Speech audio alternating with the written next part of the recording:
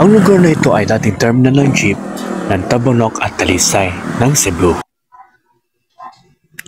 Sa likod lang ito ng Cebu City Medical Center at in front ng Cebu Technological School or CTS School.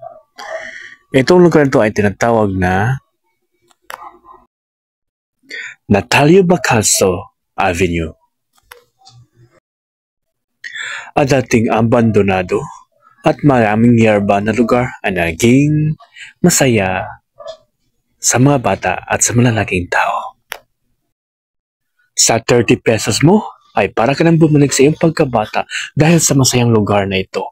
Maraming rides at mga games at mga pagkain. May bingo din para sa ating tita, tito, nanay at tatay. Rides na Ferris wheel na 50 pesos din ang entrance. Ito trinay ko ang horror cup sa lagang 50 pesos ang ticket. May kasama akong bata dito at ako umupo dito sa kanilang cup. Ito yung design ng horror cup dito sa Kasadya sa Sugbo. Inikot ko, tapos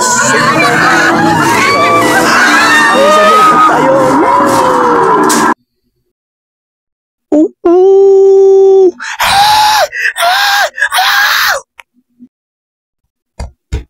Gusto ko maglaro, kuya. Kuya, gusto ko maglaro. Titi. Oh, la la la la la.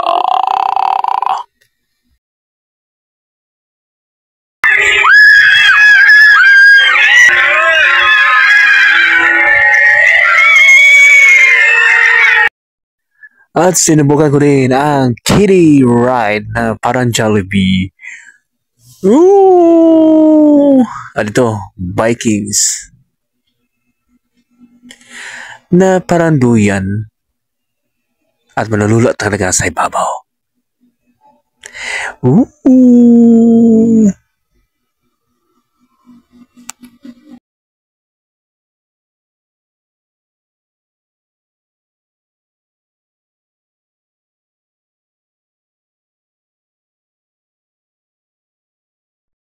At saan ito matutagpuan?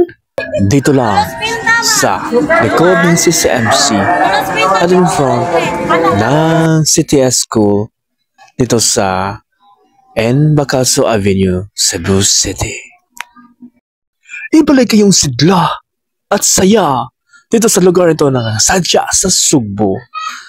Sa limited time ay sana na-enjoy kayo. May pagkain din sila na pwedeng kainin habang ikay nagugutom sa rides. Di ba? Masaya ka na, nakatulog ka pa. Bye-bye.